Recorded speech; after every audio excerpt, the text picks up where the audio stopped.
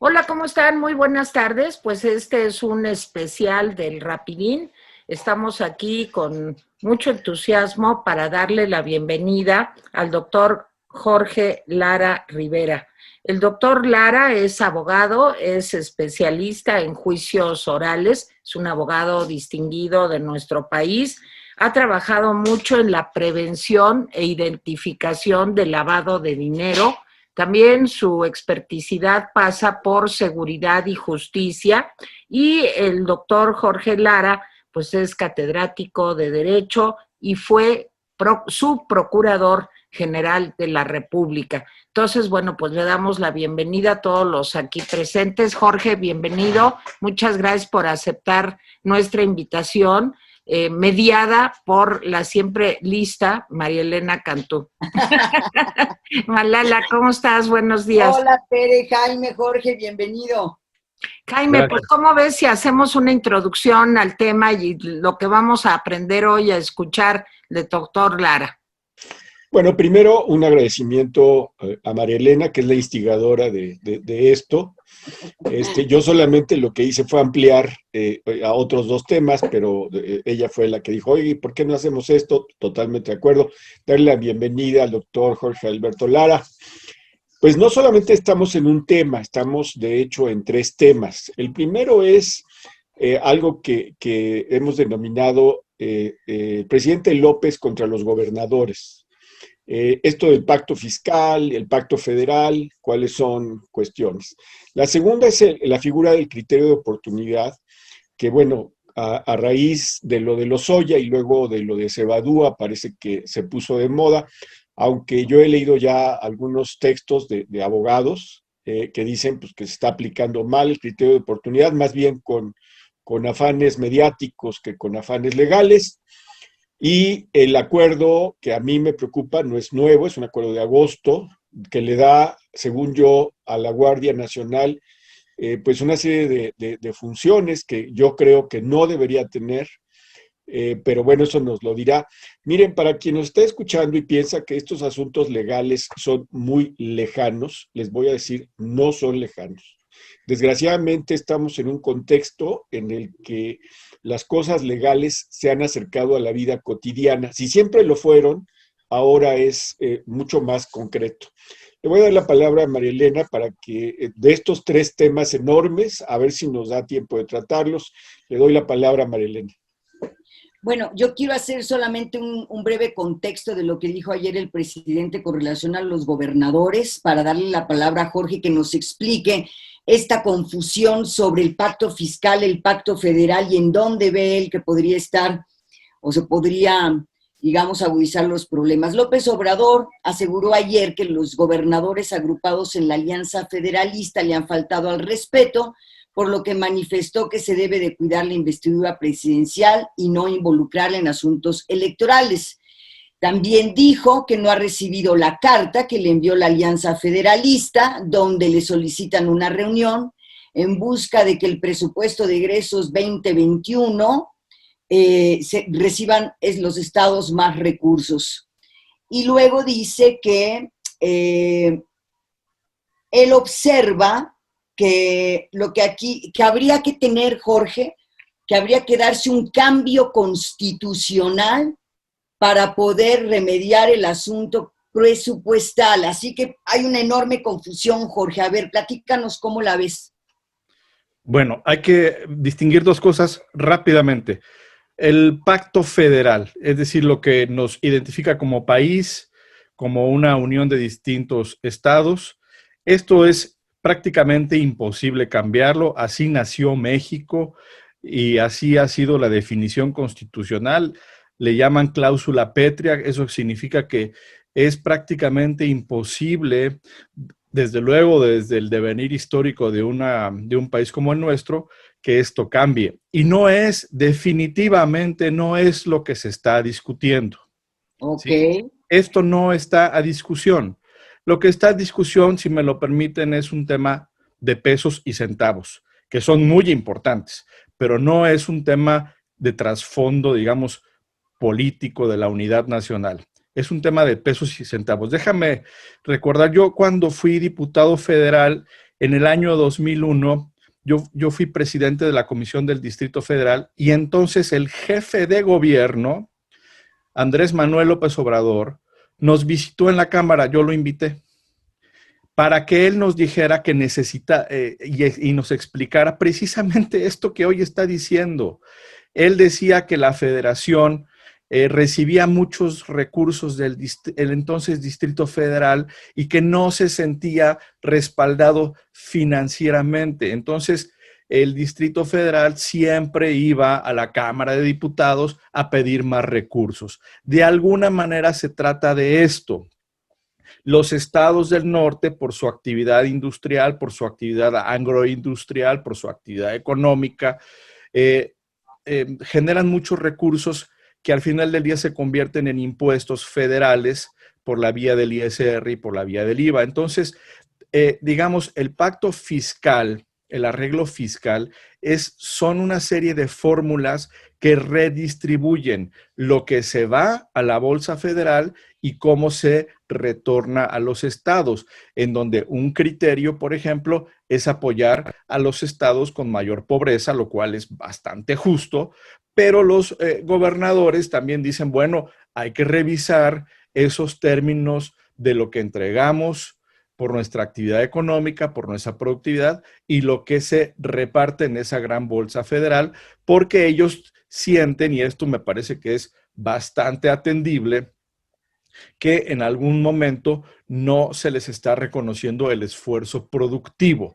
Entonces, esto es algo que debe ser dinámico, esto es algo que se tiene que revisar con fórmulas en la mano y no tiene por qué generar ningún tipo de espanto político por parte del presidente. Él lo hizo en su momento y te lo digo yo porque yo lo recibí en la Cámara de Diputados con estas mismas exigencias. Y ahora, se da esta discusión en un contexto de presupuesto. Sabemos que siempre a fin de año hay un gran debate porque se discute el presupuesto, que es el gasto del próximo año, y lo que sí es evidente, lo que estamos viendo, lo que ustedes ya han observado y han señalado, es que este gobierno, que este presidente es un presidente centralista. ¿Sí? Es un presidente que no privilegia el debate horizontal, digamos, el federalismo en este espíritu de que todas las regiones del país puedan desarrollarse. Él está centralizando facultades, él está centralizando recursos, él está centralizando instrumentos. En este contexto se da la desaparición de los fideicomisos, se da la desaparición de 33,000 millones del Fondo de Gastos Catastróficos, que es terrible porque eso es un seguro para las familias que tienen un paciente con cáncer, con VIH y que ahora ya no van a contar con ello. Y se está dando ahora un presupuesto, un proyecto que castiga a los municipios y que castiga a los estados. Entonces, lo que vamos a ver en estos días, en estas semanas, es esta discusión que se da año con año, pero con este ingrediente de centralismo que tiene el presidente y que le es tan característico, ¿verdad? Entonces, no se trata de que se le falta el respeto. Creo que todos lo recordamos como un militante, como un activista, como un líder político que siempre se llevó, digamos, pesadito con los presidentes, con sus contrapartes. Y vamos, es parte del juego democrático. Me parece que no se lesiona la investidura. Todo tiene que ver con la libertad de expresión, con los cauces de la discusión y con que cada parte defienda sus intereses, pero sobre todo sus razones. Fíjate, Jorge, que por azares del destino, Jaime Guerrero, que nos acompaña aquí el día de hoy, también fue diputado, él de la Asamblea, cuando estaba López Obrador como jefe de gobierno. Entonces, creo que tendrá también Jaime mucho que comentarnos con relación a sus peripecias y aventuras con el entonces Andrés Manuel López Obrador, que desde mi punto de vista no se parece mucho al Andrés Manuel López Obrador que ahora estamos viendo. Pero yo te diría algo un poco provocador y sé, en fin, que es eso, una provocación lo que te voy a decir. Muy bien, es una cláusula pétrea y no se puede romper porque se rompería el país, pero ¿no crees que en el fondo esto más bien es una pequeña amenaza sobre esta posibilidad, dado el enojo, el encono, por todas las razones y muchas más que tú has enumerado, y que pues finalmente si vemos otros modelos en la región autoritarios, pues digo, yo ahí veo a Evo Morales diciendo que la reelección es un derecho humano, o veo a Maduro, ¿verdad? Pues cambiando la Constitución a su antojo para que le convenga. Esto no podría pasar en México. Yo entiendo que es pétrea siempre y cuando esta Constitución continúe siendo válida, pero la posibilidad de que esto cambiara radicalmente, ¿no la ves? Bueno, desde luego que en materia constitucional, en materia política y la perspectiva histórica, siempre existen posibilidades de evolución, de ajuste y de cambio. Lo hemos visto en muchas etapas de la historia de la humanidad. Las culturas, las civilizaciones se transforman, desde luego que sí, y me parece que es válida la expresión que realizan los gobernadores. Me parece que en una reacción a estas actitudes centralizadoras, de verticalidad que no habíamos visto en nuestro país por parte del presidente, que debe de entender justamente pues que somos un país muy diverso desde todas las perspectivas y de que estos arreglos constitucionales tienen una razón de ser. Tal parecería que la historia se inicia como él pretende hacerlo explícito con su triunfo, con la famosa cuarta transformación y todos los siglos que tenemos de evolución histórica, política, jurídica, pues no sirven o no valen. Me parece que ese es, yo creo que uno de las grandes características de este tipo de liderazgos populistas, pero que generan otro tipo de reacciones, ¿verdad? Como las que estamos viendo. Y yo creo que el sentimiento regional que sabemos existe, por ejemplo, en los paisanos en Yucatán, en los paisanos en Nuevo León, con sus características propias, pues también, digamos, les pican el orgullo y creo que la obligación del líder, en este caso del presidente, es llamarnos a la unidad, es concitar las fuerzas, sobre todo en este momento, Tere, tan difícil que tenemos como país, como sociedad, con 10 años que tenemos enfrente, que algunos dicen que será una década perdida por efecto de la pandemia, en donde lo que necesitamos es sacar lo mejor todos los mexicanos bajo un solo concierto, un solo liderazgo que nos una, y no un liderazgo como es el de este presidente, que es un liderazgo divisivo y que está generando estas reacciones que desde luego nos dan a pensar lo que tú comentas. Jaime. Sí, yo, a diferencia de Tere, creo que el presidente López Obrador no ha engañado a nadie en toda su trayectoria. Yo creo que así como era hace 20 años, es ahora, autoritario, opaco, omiso, timorato en muchas cosas, ignorante, y tengo un diccionario aquí para seguirle, pero dejémoslo aquí. Yo creo que la parte jurídica está clara, es decir, la parte de lo que es el pacto fiscal y la parte de lo que es el pacto federal. Empieza como un problema de pesos y centavos, o sea, así empieza esto. Decía mi abuelito que uno sabe cómo empiezan los pleitos, pero no sabe cómo terminan. Correcto. Entonces, en este caso hay una parte que los presidentes de la República siempre han hecho. Me queda claro que los legisladores intentan que el presupuesto sea lo menos discrecional que se puede. Y entonces hacen sus ramos, y hacen los programas, y hacen, etcétera, los capítulos. Yo trabajé en presupuesto varios años como funcionario público y siempre hay una parte discrecional. Y los presidentes la han usado discrecionalmente para compensar a gobernadores simpatizantes, no siempre de su mismo partido, y para castigar a otros. Y entonces los otros llegan y tratan de negociar con el Congreso, etcétera. Esto lo hemos visto.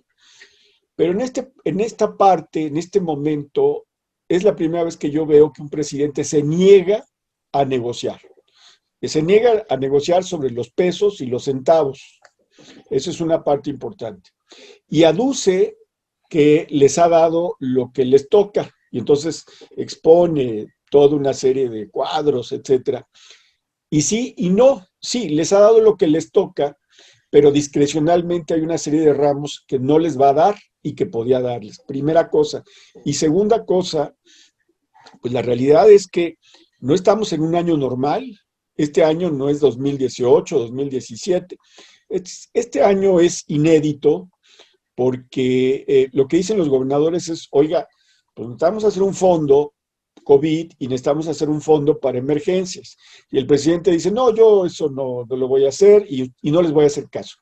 Y hemos visto en estos días cómo de repente el presidente parece avanzar a un encuentro y los gobernadores también, y luego el presidente al otro día se retrae y los gobernadores pues, se retraen también en esta danza que, insisto, yo solamente recuerdo que en el siglo XIX, lo saben ustedes, México estuvo a punto de romperse en varias oportunidades. De hecho, hubo movimientos independentistas en Chiapas, en Yucatán, en el norte, etcétera. De todos estos, pues el único que resultó fue el de Texas y luego todo lo demás. Pero Texas planteó una ruptura, fue el primer estado que planteó una ruptura. A mí me parece que ahorita los gobernadores, la mayoría de los gobernadores rebeldes, por así decirlo, que no son rebeldes, lo que piden es una negociación para obtener más recursos. El presidente no parece estar dispuesto a hacerlo. Pero hay un par de gobernadores que van más allá y quisiera ver si tú compartes, Jorge Alberto, desde tu punto de vista, desde tu experiencia, hay otros gobernadores que parecen estar dispuestos a ir a llevar la bronca más allá. Y cuando los países se parten, pues déjame decirte que pues las cláusulas pétreas y todo lo demás se tiran a la basura. O sea, no estoy diciendo que estemos en el umbral, pero sí veo gobernadores que quieren ir más allá. No sé cómo veas tú.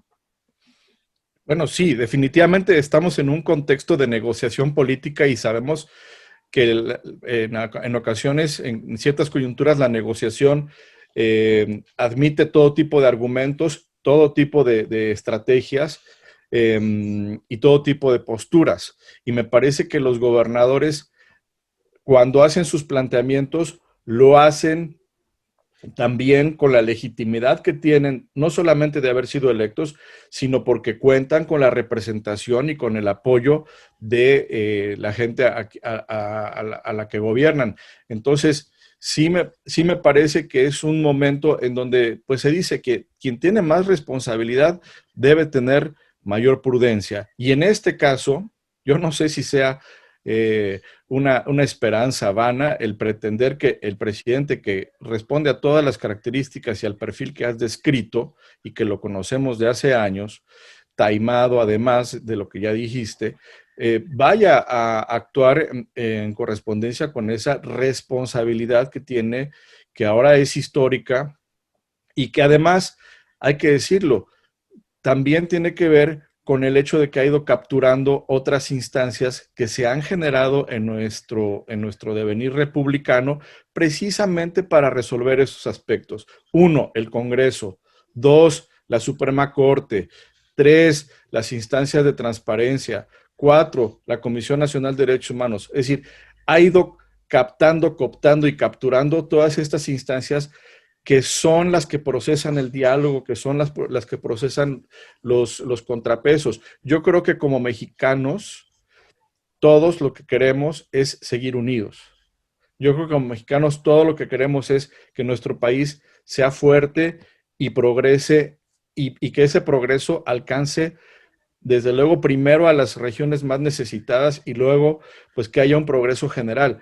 Pero quien tiene que dar esa pauta es el presidente y me parece que es por eso estos espacios de negociación son tan importantes. Entiendo que Olga Sánchez Cordero se daba cuenta en una nota de esta mañana, se reunió con gobernadores priistas, un poco lo que tú señalas, Jaime, tratando de dividir la negociación, en fin, y yo no dudaría que después se reúna como es su trabajo, ¿verdad? Porque eso es lo que tiene que hacer un secretario de Gobernación, despresurizar y resolver los conflictos, también con los gobernadores federalistas, para que poco a poco se puedan ir encontrando las vías de resolución.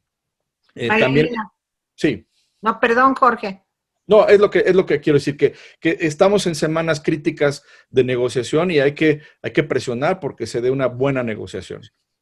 Justamente, fíjate que mientras Olga Sánchez Cordero está hablando con mandatarios priistas, esto choca también con declaraciones del propio presidente en las que dice lo siguiente, que esto es de ayer o de antier máximo, creo que es de ayer.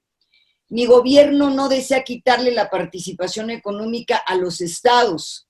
Dice que esto pasa necesariamente por una reforma a la Constitución. Dice, entonces vámonos respetando que cada quien actúe de conformidad con lo que establece la Constitución y las leyes y no actuemos con exabruptos. Ellos saben que tendría que mediar una reforma a la Constitución. Oye, no se entiende. Francamente, esto ya no lo entiendo yo. Yo creo que el presidente pueda tener mucha experiencia en muchas áreas del activismo político, pero de derecho constitucional me parece que no es referente, ¿sí? Ahora, si nos vamos al verdadero espíritu de la Constitución, bueno, el mismo nombre de nuestra nación lo dice, somos Estados Unidos mexicanos, es decir, respondemos a un pacto federal en donde las partes constituyentes delegan en un gobierno central una serie de facultades. Eso es lo que es el federalismo, ¿verdad? Y como bien lo dice Tere, cuando las partes deciden retirarse, pues lo hacen con toda la legitimidad de origen que se les reconoce desde que fue fundada la federación, porque primero existen las entidades y luego existe la federación, como en muchos casos ocurrió en todo el mundo, ¿no? Entonces, el presidente debe de entender que el pacto federal responde a la concreción de una fuerza centrípeta, pero que de origen la legitimidad es de los estados y del pueblo que cada estado conforma, y que entonces de ahí deviene el mandato federal, que por cierto, este mandato federal se ha ido acrecentando a golpe de reformas al artículo 73 constitucional, pero, insisto, es la voz, la del federalismo. Y creo que a este país, si algo le hace falta, es justamente esto. Yo veo en esta expresión de los gobernadores federalistas algo que hace mucho tiempo no veíamos, y creo que es muy saludable, que las regiones se levanten, que las regiones reivindiquen sus derechos, como debe suceder en cualquier sistema federalista saludable, y no que sean estados que van bailando al son que les toca el centro. Y me parece que en este momento es muy saludable, y que los ciudadanos también cobren conciencia de lo que significa vivir en una federación. A ver, doctor Lara, una pregunta muy sencilla y muy compleja. ¿Hay algún recurso legal que puedan utilizar estos gobernadores federalistas para obligar al presidente, o no hay nada que hacer desde el punto de vista jurídico? No, hoy mismo, Tere, estamos en contextos jurídicos que están abriendo cauces, por ejemplo, tanto en la propia Suprema Corte a través de acciones y controversias, que además, bajo la nueva contextualidad de los tratados internacionales que tú conoces muy bien en materia de derechos humanos, se pueden hacer estas reivindicaciones y llevar a la federación a que rinda cuentas y a que sea consecuente con las necesidades, con los derechos y con las pretensiones que cada entidad tiene. Y yo creo que la expresión unitaria de esta alianza federalista me parece que habla de estas posibilidades. Por ejemplo, en el tema de los fideicomisos, entiendo que va a haber una batalla legal, que es muy saludable y que además es necesaria, y que además, bueno, pues el propio presidente fue quien dio pauta para esta batalla legal, y lo veremos en los amparos y lo veremos en acciones y controversias constitucionales, y desde luego sí es posible. Habrá que ver en cada caso los argumentos. Jaime, pues el otro tema creo que también es muy importante, ¿no? Este tema de la delación, Jaime. Sí, sí, ahí yo quisiera, qué bueno que lo dices para pasar al siguiente tema. La figura del criterio de oportunidad que primero pues, se utilizó con Lozoya y luego con Cebadúa. Bueno, pues la opinión que tienen muchos, ¿cuál es la opinión, digamos, de un abogado experto como tú? Bueno, hay que entender que los países enfrentan problemas de inseguridad, de violencia y de crimen. Y una de las herramientas más potentes que se han encontrado en los últimos años es precisamente la delación premiada. Lo vimos en Italia con Giovanni Falcone, que logró llevar a 400 mafiosos a juicio en un solo juicio, que fue una cuestión histórica y heroica que desafortunadamente luego le costó la vida al propio Falcone, pero que significó el poner en orden el sur de Italia. Estas figuras, que son primero de delincuencia organizada, ahora en el Código Nacional de Procedimientos Penales, digamos que se han universalizado o se han popularizado. ¿Qué dice el artículo 256, fracción quinta? Que podrá aplicarse el criterio de oportunidad a quien otorgue información eficaz y suficiente para esclarecer un delito más grave. Entonces, aquí tenemos una condición que es taxativa, que debe ser un delito más grave. ¿Qué es el espíritu del legislador? Que yo pueda, digamos, dar un carpetazo como fiscal a cambio de perseguir verdaderamente en la cadena alimenticia lo que siempre hemos pedido, ¿verdad? Los peces gordos, porque nuestra justicia solamente ha sido de chivos expiatorios. No, ahora el espíritu del legislador y la política criminal es ir a buscar los peces gordos, los verdaderos responsables de la impunidad. En ese sentido, me parece que el espíritu es correcto. El detalle es justamente lo que tú comentas, Jaime, que se aplique de manera transparente. Y aquí yo diría que yo creo que se tiene que exigir un escrutinio estricto. Es decir, sí, perfecto, vamos a criterio de oportunidad, pero que esté perfectamente blindado, que esté perfectamente revisado, que cumpla con todas las características que dispone la ley y que no se hagan simulaciones, porque eso puede salir peor incluso que la impunidad, ¿no? Por ejemplo, en el caso de Videgaray, se le pretende imputar traición a la patria. ¿Y por qué creo yo que se le pretende imputar traición a la patria? Porque es la única forma de justificar un delito más grave. Porque a él están imputando lavado de dinero. Él ha dicho, se me imputa lavado de dinero porque fui instrumentalizado. Para empezar, habría que ver si algún juez o algún ministerio público efectivamente da por buena esa hipótesis. Y dos, un aparato de poder. Bueno, ese aparato de poder, ¿qué delitos más graves pudo haber cometido? Hasta el momento, las conductas son equivalentes, Jaime. Y me parece que esto de la traición a la patria es forzar, ¿no? Es romper este escrutinio estricto que debe hacerse a esta figura en aras de darle salida a lo que a lo mejor es un arreglo político.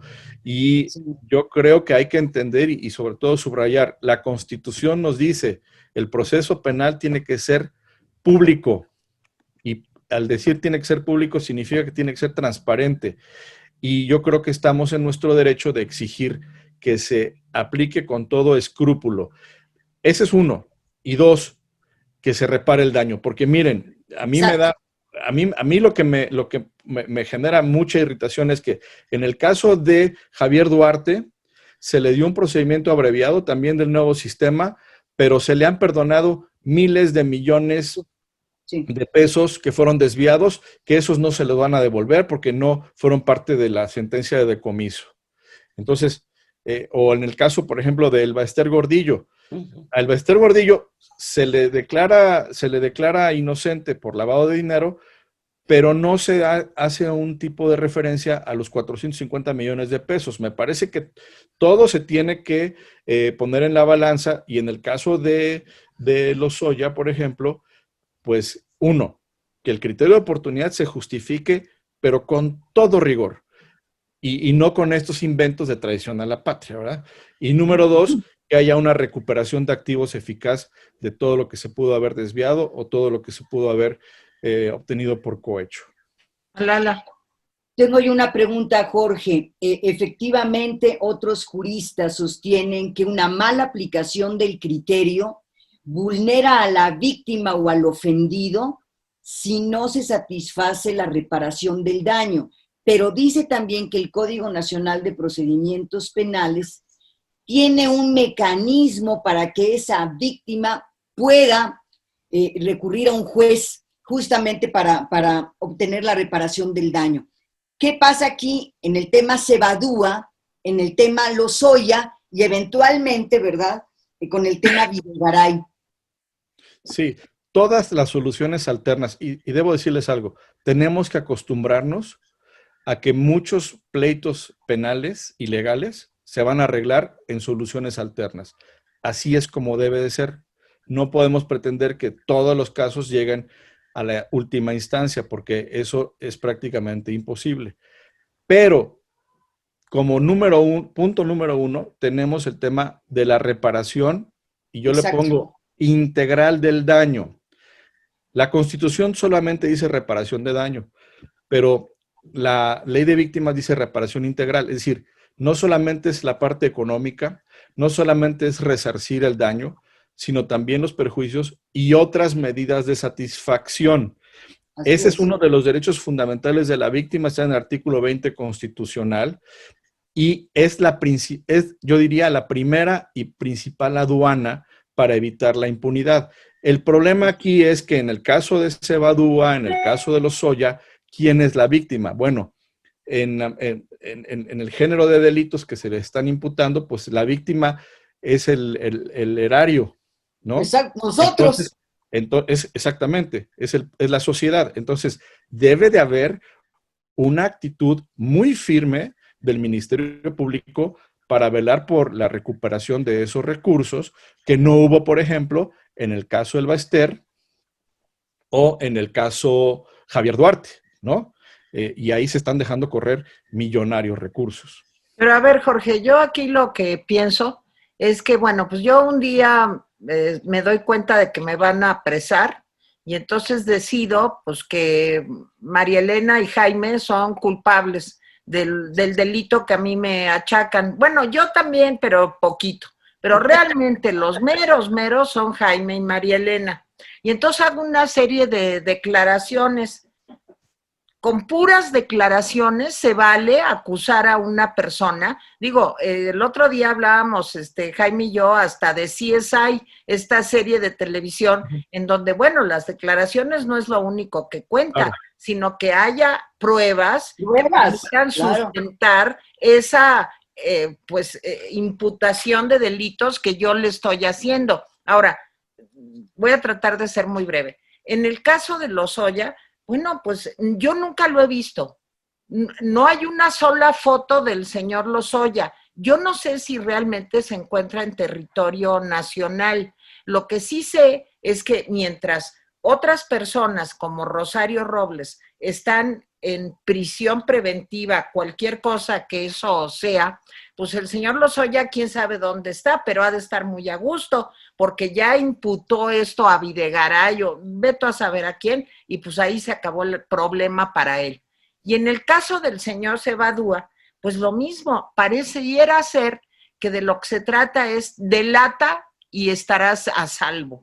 En cambio, busca que haya un juicio y que realmente se demuestre tu inocencia o no, y eso no vale, porque la señora ahí está, tiene más de un año ahí metida, mientras el señor Cebadúa pues no va a pisar la cárcel porque ya dijo. Entonces, me parece esto de una injusticia profunda. No sé cómo lo veas. Totalmente de acuerdo. Debe haber una estricta proporcionalidad. Exacto. Sí, debe haber una verdadera razonabilidad. Estos instrumentos no pueden aplicarse de manera arbitraria, no pueden aplicarse de manera oscura, como parece que está sucediendo. Yo coincido con la inquietud de que si dice la Constitución, el proceso es público, eso dice la Constitución, Nadie ha visto Lozoya contestar o responder a sus audiencias preliminares. Así Ahí es. se violó, ahí se vulneró la Constitución de manera evidente. Y debe de entenderse que estos señores que están haciendo estas imputaciones, llegado el caso, tendrán que ser sometidos a un contrainterrogatorio. Claro. Y fundamental, es fundamental lo que dices. Lo vimos en el caso del famoso michoacanazo, de que se quisieron imputar más de 20 presidentes municipales con la declaración de un solo testigo protegido. A ver, los testigos protegidos, lo dicen las técnicas de investigación de delincuencia organizada, no solos por sí no bastan. Se requieren elementos de corroboración. Es más, es un simple indicio, es una, como dicen los criminólogos o criminalistas, es una simple pista.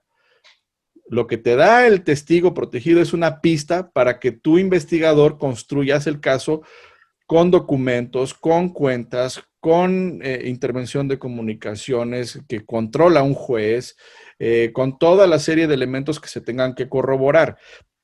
Entonces, sí son instrumentos que no se vale tomarse a la ligera, y mucho menos, como lo estamos viendo ahorita, con intenciones políticas. Y volvemos, ¿verdad? Qué paradójico, al primer tramo, a la forma de ser del presidente y cómo el presidente entiende el manejo de estas instituciones, ¿no? Desde su punto de vista político. Y por eso es que, pues, aquí debe haber una exigencia de todas las partes por transparencia y por que los elementos de prueba sean corroborados.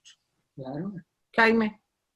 Sí, hay evidencia de que algunos de estos acuerdos o muchos de estos acuerdos salen mal. A mí me queda claro que Lozoya no era una secretaria que iba pasando por ahí y se enteró, era un actor que salió beneficiado en el proceso, Cebadúa igual. O sea, eran parte, digamos, de esta conspiración de recursos, para sacar recursos del erario. No son víctimas inocentes. Pero vamos a suponer que de todas maneras vale la pena darles el criterio de oportunidad por un bien mayor. Pero yo lo veo claro porque en el caso de Lozoya, cuando uno lee las 60 cuartillas esas que publicó, que están llenas de suposiciones, señalamientos y pues no se ve nada. Y oye, por ejemplo, la declaración de ayer, publicada ayer por el Universal, del director de Odebrecht México, en donde dice, oiga, mire, pues sí, fue corrupción porque a él le dimos el billete. Yo nunca le di el billete para que se lo diera a alguien más, ni para que hiciera la campaña del PRI, nada. O sea, nosotros le dimos el billete pues para que nos diera contratos, para eso se lo dimos. Después de lo que hizo él con el billete, pues ese es un asunto de él. Pero esta declaración de este pues exfuncionario de Odebrecht, pues se contrapone con lo que dice Lozoya, porque Lozoya en toda su declaración parece que fue un pobre instrumento involuntario de las cosas. Digo, eso es de chiste, es un mal chiste. Y en el caso de Cebadúa, no hemos sabido tanto eso, pero él puso una serie de amparos que fue perdiendo y ahora recurre a esto. A mí me queda claro una cosa, cualquier cosa que haya pasado ahí, ¿sí? En la denominada estafa maestra, perdón, pero a mí me parece impresionante porque la estafa maestra se investigó por parte de periodistas, no de un periodista, sino de varios periódicos, de varios periodistas, y se tiene todo el entramado de dónde, hacia dónde, cuánto y cómo, etcétera. Y llevamos 2 años, y para 2 años tener a Rosario metida por un asunto menor y a Cebadúa disfrutando de todo y nadie más acusado, ni remotamente, bueno, Videgaray, pero el juez ha negado la petición, pues me parece que esto es fundamentalmente mediático. O sea, es un fracaso del fiscal general de la República. Sí. Y está siendo utilizado por el presidente como un circo mediático, Jorge. Mira, estos procesos no se pueden medir con la misma vara que los procesos tradicionales o de antes. perdóname que use esta expresión, estos procesos una vez que se inician se pudren muy rápido. Es decir, esto implica la necesidad de que ya se judicialice, de que ya se den las audiencias. ¿Por qué son tan importantes? Y me refiero tanto a las audiencias, porque las audiencias son públicas. Y entonces pueden ir los compañeros periodistas, pueden tomar nota, como pasa en otros países, justamente de las defensas, de los contrainterrogatorios, de la refutación de pruebas. Esto que, por ejemplo, dice Odebrecht, pues deberá constar en la carpeta, deberá de hacerse una manifestación al respecto para que la confianza se pueda ganar, y están tratando, como tú dices, de administrar indebidamente el suspenso. Obviamente se lesionan la presunción de inocencia, lesionan una serie de principios fundamentales, no solamente para el sistema de justicia, sino para la democracia. La presunción de inocencia es un principio toral de la democracia, y otra vez vemos que todo se pervierte con afanes de control político, pero a ver, Jorge, perdón sí, que aquí te interrumpa. sí, Presunción de inocencia tiene que ver con prisión preventiva. ¿no? No se opone una a otra totalmente. Desde luego. Entonces, ¿cuánto puede durar la prisión preventiva? ¿Cuántos años? O sea, ¿no rompe eso la presunción de inocencia? Hay un límite una vez que inicia el juicio. La prisión preventiva solamente puede durar 1 año. El plazo máximo son 2 años para la duración de la prisión preventiva. Desde luego, yo he visto las transcripciones de las audiencias preliminares de Rosario Robles, en donde el juez tuvo expresiones inauditas, inexplicables, injustificables en un juzgador a propósito de la ponderación de la prisión preventiva, en donde sí fue evidente una consigna. Aquí me parece que en el caso de Rosario Robles, ella sí tendría que estar, desde luego, enfrentando el proceso, pero en libertad. Y con todo rigor del proceso, pero en libertad. Me parece que sí, en el caso de ella, sí ha habido un ensañamiento político que sabemos todos que deriva, pues, también de los episodios de los videoescándalos, en donde también salió muy comprometida la figura del presidente López, del entonces jefe de gobierno, ¿verdad? María Elena. Déjenme comentarles que desde mi punto de vista, esta utilización de la justicia con fines políticos, en estos casos que estamos observando, desde mi mirada, dejan como papel mojado, como vacío total, el artículo 20 en uno de los principios que dice: el proceso penal tendrá por objeto el esclarecimiento de los hechos. No sabemos nada de nada. Proteger al inocente, procurar que el culpable no quede impune. Hemos visto el que raja queda impune, y que los daños causados por el delito se reparen. Jorge, desde mi punto de vista, pero quiero conocer el tuyo, es un golpe enorme para mí, para el nuevo sistema de justicia penal. Sí, el nuevo sistema de justicia penal tiene o significa una esperanza para nuestro país. Lo hemos visto. Los estudios que hace, por ejemplo, México Evalúa, van midiendo cómo van avanzando algunos estados, y esos avances son notables, tanto en general como en particular, para abatir la impunidad. Pero este tipo de malos manejos, ¿no?, de casos importantes, de casos paradigmáticos, pues nos frustran mucho en este anhelo, y sí son una demostración de que la justicia penal en estos casos siga manejándose con criterios políticos. Yo insisto, creo que Rosario Robles bien podría estar enfrentando su juicio en libertad, defendiéndose, y que la fiscalía impute todo lo que tengan que imputar, pero sin este exceso de, digamos, o esta rudeza innecesaria que significa esta prisión que ya se alargó demasiado tiempo, como si estuviésemos en los viejos procesos de antaño, ¿no? Eso es lo que también tenemos que entender. Oye, Jaime, pues yo quisiera que diéramos pasos, si te parece, pues al tercer tema, que también sé que te preocupa especialmente a ti y a María Elena. Adelante, Jaime. Y bueno, hemos visto cómo las Fuerzas Armadas disfrazadas de Guardia Nacional, porque pues la mayor parte de la Guardia Nacional son Fuerzas Armadas, incluso ya lo ha comentado gente como OPE, como otros, que están incluso, cobran en la Secretaría de la Defensa, en la Secretaría de la Marina, nada más tienen otro uniforme, pero son Fuerzas Armadas, están aumentando pues su función. Este acuerdo al que yo hago referencia, que creo que es de agosto de 2020, es un acuerdo que me parece que le da, pero eso, ahí sí me declaro lego, que le da a la Guardia Nacional funciones que deberían ser del Ministerio Público. No sé cómo lo veas tú. Sí, este acuerdo al que se refieren es un acuerdo que le da a una unidad de Guardia Nacional, que es la unidad de Policía Procesal, funciones de unidad de supervisión de medidas cautelares. Déjame explicar rápidamente qué es esta función de supervisión. Como sabemos que en este sistema la prisión preventiva tiene que ser excepcional, mucha gente que antaño estaba privada de la libertad enfrentando proceso, ahora sale. Estamos hablando aproximadamente de entre 30 y 40% de la gente que está privada de la libertad,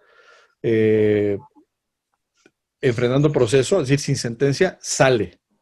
Esa gente que sale va a estar en la calle, va a estar en las colonias, en los barrios y en los pueblos. En el sistema penal se dice, tenemos que buscar a alguien que los monitoree, que los esté vigilando para que no cometan delito o no de nueva cuenta vuelvan a atentar en contra de la sociedad. Esto lo vemos también muchas veces en las películas de Estados Unidos, los llamados parole officers, ¿no? En donde la gente sale bajo palabra, pero tiene que estar cuidado. Tiene que ver, por ejemplo, si dejó los vicios, si regresó al trabajo, si regresó a la escuela. Esas son, por ejemplo, las condiciones que supervisan. Quienes deben de supervisar estas medidas, pues son, nosotros lo hemos dicho, pues la fuerza policíaca, porque es gente que tiene que estar adentro de los barrios, adentro de las colonias, perdón que use la expresión, pero es esa, cuidando a quienes están, digamos, bajo proceso, que no están en la cárcel, ¿no? Para hacer labor de contención y de vigilancia. Es correcto que sea fuerzas policíacas o parapolicíacas. Yo diría que tienen que ser fuerzas de seguridad. ¿Por qué? Porque es gente que va a estar, por ejemplo, yendo a las casas de los procesados a preguntar cómo va su proceso, si salió del perímetro, si recayó en el alcoholismo, etcétera, etcétera. Y todo eso se va controlando, ¿ok? Entonces, en este acuerdo, dicen, ahora va a ser una policía procesal de la Guardia Nacional. Eso antes lo tenía Policía Federal y me parece que es correcto, ¿sí? En principio es correcto. Y en los estados debe de haber la misma tarea, la misma función. Yo lo que he dicho es que en muchos estados no funcionan estas unidades. Déjenme dejarles el nombrecito porque es una instancia que requiere de observación y de centralidad que se llama UMECA, Unidad de Medidas Cautelares, que van a ser muy importantes. Bueno, la UMECA federal está adentro de Guardia Nacional. Me parece que eso está bien en tanto ya no existe Policía Federal. Es decir, Policía Federal desapareció por golpe del decreto de creación de Guardia Nacional. El problema, Jaime, es lo que tú comentas, que el 80% de la provisión del estado de fuerza de Guardia Nacional son militares. Así es. Ese es el fondo del problema, no tanto que esté en Guardia Nacional o Policía Federal o como quiera que se llame, alguien lo tiene que realizar. Esta tarea se tiene que realizar forzosamente. Pero, ¿qué pasa si la realizan militares? Ahí es el problema. Si la realizan militares, los militares no fueron reclutados, no están formados, no están capacitados en estas tareas tan delicadas como, por ejemplo, ir a la casa de los procesados a tomar información de ellos. ¿Por qué? Porque los militares, para empezar, tienen un nivel de reclutamiento, perdón que lo diga, de mucho menor nivel que un policía, de cualquier nivel, ¿eh? Porque para ser policía, por lo menos necesitas, de acuerdo a la ley, la preparatoria y si eres policía de investigación, la carrera. Y debes de tener algo que se llama certificado policial. Los militares no tienen certificado policial. ¿Esto qué implica? Que los militares que están en Guardia Nacional no pueden hacer labores de contacto ciudadano, como es esto. No pueden hacer labores de investigación del delito, lo dijo la Corte Interamericana de Derechos Humanos. Por eso es que la diputada Laura Rojas del Congreso se fue en controversia constitucional en contra del otro acuerdo, el de mayo, ¿no? Otra vez por acuerdo presidencial de López Obrador, el mismo gobierno de Michoacán lo hizo, el gobierno del municipio de Colima lo hizo, y ahora todos estamos sentados, ¿verdad? Esperando a que la Corte pacientemente a que la Corte desahogue como 15 pendientes de justicia constitucional, ¿no? Y lo conectamos con la otra pregunta que hizo Tere sobre los mecanismos legales, porque pues ahí están las controversias, ¿no? La Corte fue muy solícita en despachar la pregunta del presidente, pero estos temas que afectan la vida de muchísima gente, pues sigan esperando el sueño de los justos. Y yo lo que digo es que justicia retardada es justicia denegada, ni más ni menos que por nuestra Suprema Corte. Entonces, yo creo que se debe de resolver, uno, la controversia constitucional del Acuerdo de Mayo, quitándole la facultad al presidente de disponer de manera libérrima del ejército para tareas de seguridad. Y hay otro tema muy importante. Si no tienen certificado policial, lo que yo he dicho, he puesto en mis tweets, es que todos estos procesos se van a venir abajo. ¿Por qué? Porque el certificado policial es un requisito de ley. Así es. Y si estos militares están interviniendo en distintas formas en los procesos, señor juez, estoy aquí por la tarea de un militar que no tiene certificado policial. Entonces, digamos que estos defectos pueden incluso resultar con efectos muy graves. O sea, alterar el debido proceso. Alterar el debido proceso. María Elena. Entre otras cosas, ¿no? Entre otras cosas, y yo quería cerrar con ese comentario con Jorge. La justicia lenta no es justicia, y tenemos una Suprema Corte que nos ha dado muestras, ¿verdad?, de su inclinación a favor, pues, de los caprichos del presidente. Nada que ver con los temas de justicia y sí con asuntos políticos. Por desgracia, el mejor de los ejemplos es el retraso enorme que este tema ha tenido y que nos involucra y nos impacta a todos.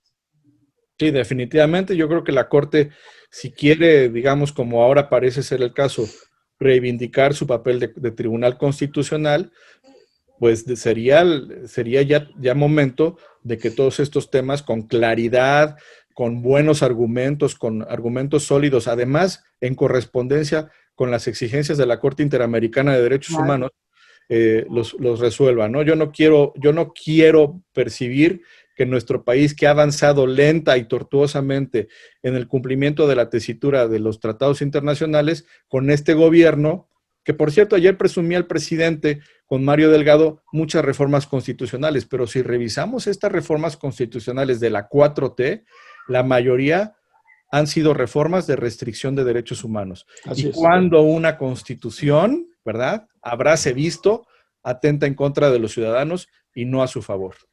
Jaime, un comentario final. Nada más agradecerle al doctor Jorge Alberto Lara. Fue muy ilustrativa tu conversación. Pues me gustaría dejar la puerta abierta para que en otros casos pues pudiéramos tener una charla similar.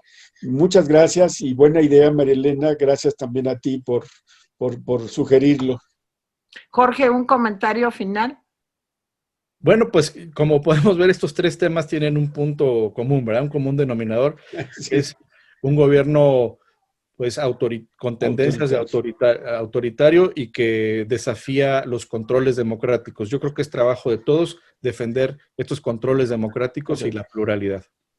Ay, doctor Jorge Lara, pues yo me uno al reclamo de Jaime y sé que también María Elena está pensando lo mismo, de que pronto vuelvas a estar con nosotros, de verdad. Muchísimas gracias.